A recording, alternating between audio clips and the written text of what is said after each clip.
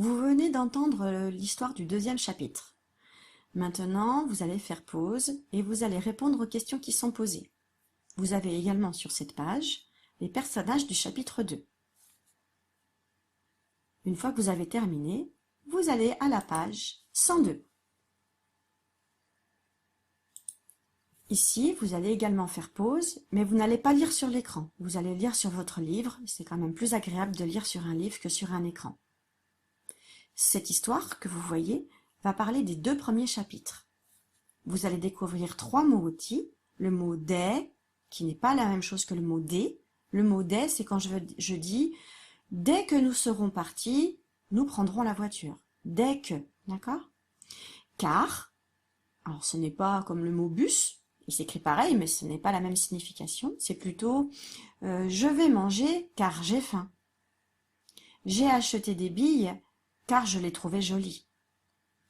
Et enfin, on a le mot ensuite. Alors, facile, ensuite. Je vais faire à manger. Ensuite, nous nous mettrons à table. Je vous laisse lire le livre et ensuite, vous remettez la vidéo en marche. Vous avez lu le texte? C'est parfait. Alors,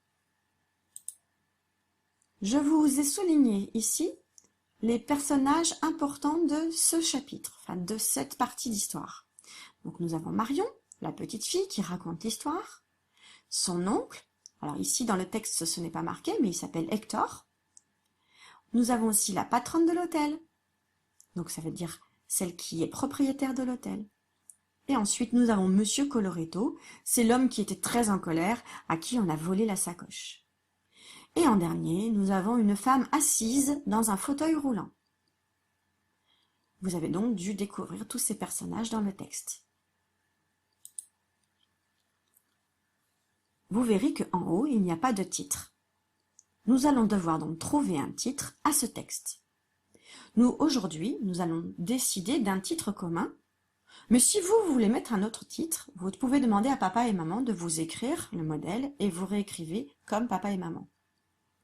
Un titre, on a déjà fait cette expérience en tout début d'année, vous vous rappelez, c'est de trouver une courte phrase, pas forcément avec un verbe. Et on cherchait un petit titre pour expliquer ce qui s'était passé dans le chapitre que l'on avait entendu. Donc ici, par exemple, qu'est-ce qui résume bien ce texte? Alors, soit on parle du voyage de Marion, ou alors on peut parler du vol de pierres précieuses. Alors moi, je vais décider d'un titre, mais si vous voulez décider d'un autre titre, vous pouvez écrire autre chose. Je vais écrire le vol à l'hôtel. Alors attention, un titre, c'est quand même une petite phrase, et donc il faut quand même une majuscule. Le vol, vol à, et là il faut un petit accent sur le A, l'hôtel. Alors l'hôtel, si je ne sais pas comment il s'écrit, je vois le mot ici. Donc H, O, désolé, je n'écris pas très bien, avec un accent circonflexe, T-E-L. T-E-E-L. Oh là là, c'est pas très bien écrit. Papa et maman pourront vous faire un modèle un peu mieux. Donc voilà, on a décidé d'un titre. Vous avez peut-être décidé, je sais pas, le voyage de Marion ou le voleur de sacoche. C'est vous qui choisissez le titre que vous voulez. D'accord? Premier exercice, nous savons maintenant ce qu'il faut faire. Nous devons répondre aux questions en faisant une phrase. Donc je veux une majuscule, je veux un point, je veux des mots bien séparés et qui n'en manquent pas. Et quand on peut s'aider d'un mot, vous avez vu tout de suite, je me suis aidée du mot hôtel pour écrire mon titre. Mais vous aussi, vous pouvez vous aider des mots du texte pour écrire votre phrase. Majuscule, point, majuscule, point. Exercice 2, je vous aide. Écris qui est je dans ces phrases. Je pensais que les clients de cet hôtel étaient honnêtes. Qui est-ce qui dit je pensais que les clients de cet hôtel étaient honnêtes? Alors je vous redis le texte et vous allez essayer de savoir qui est je, qui parle. Des pierres précieuses, a répondu Monsieur Coloretto. Pourquoi les avez-vous gardées dans votre chambre? A demandé la patronne. car je pensais que les clients de cet hôtel étaient honnêtes. Qui est je? Qui parle? C'est Monsieur Coloretto. Donc vous allez devoir vous servir du texte. Vous pouvez entourer Monsieur Coloretto qui se trouve à la ligne 13 ici. Comme ça, vous pourrez recopier Monsieur Coloretto dans le petit cadre qui se trouve ici. Et enfin, je me méfie. Qui dit je me méfie? Alors, je reprends. Car je pensais que les clients de cet hôtel étaient honnêtes. Honnêtes, a répété une femme assise dans un fauteuil roulant. C'est vite dit. Moi, je me méfie. Qui est-ce qui dit honnête? C'est vite dit. Moi, je me méfie. C'est la femme assise dans un fauteuil roulant. Alors, on va peut-être pas écrire tout ça parce que ça va peut-être être long, mais on va mettre femme en fauteuil roulant. D'accord? Vous allez écrire femme en fauteuil roulant dans le cadre ici. Ça marche? Maintenant, petite leçon pour reconnaître les adjectifs. Vous vous rappelez, la dernière fois, nous avions vu ce que c'était qu'un adjectif qualificatif. Un adjectif, c'est un petit mot qui se trouve soit avant, soit après un mot, un nom, et qui donne des précisions sur le nom. Par exemple, ici, à chaque fois, on a le nom chat, chat, chat et chat. Ici, on a le mot poupée, poupée, poupée, poupée. En bleu, à chaque fois, on a un adjectif. Il nous permet de savoir comment est ce chat. Ici, on a un petit chat, un gros chat, un chat gentil, un beau chat.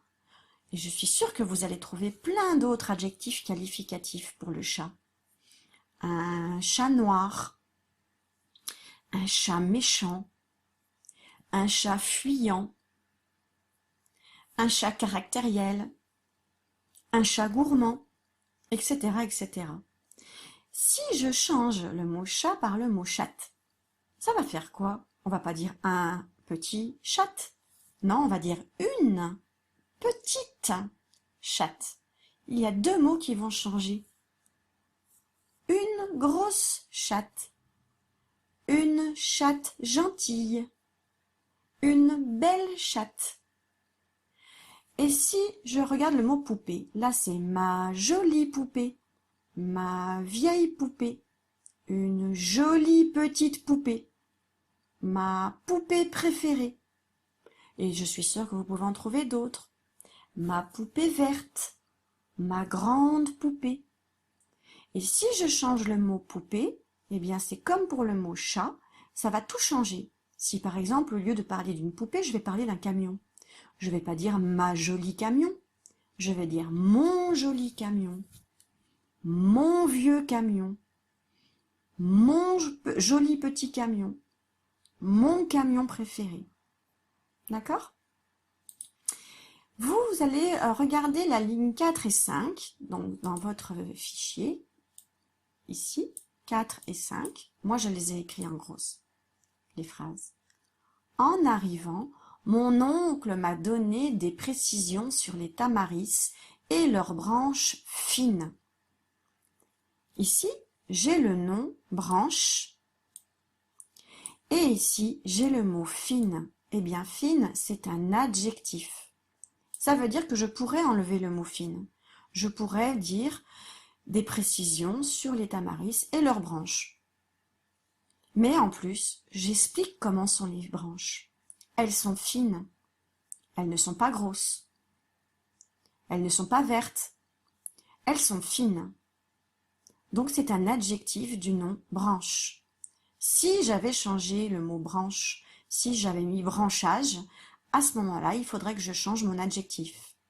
Et ça donnerait « En arrivant, mon oncle m'a donné des précisions sur les tamaris et leur branchage fin. » D'accord? Ensuite, on a une autre phrase à la ligne 17. 17. ici. Honnête, a répété une femme assise dans un fauteuil roulant. Ici, on a un nom, c'est le mot fauteuil.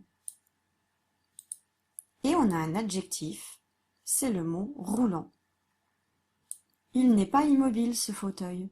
Il roule, donc c'est un fauteuil roulant. Et si j'avais changé le mot fauteuil par le mot chaise, ça aurait changé mon adjectif. Honnête, a répété une femme assise dans une chaise roulante.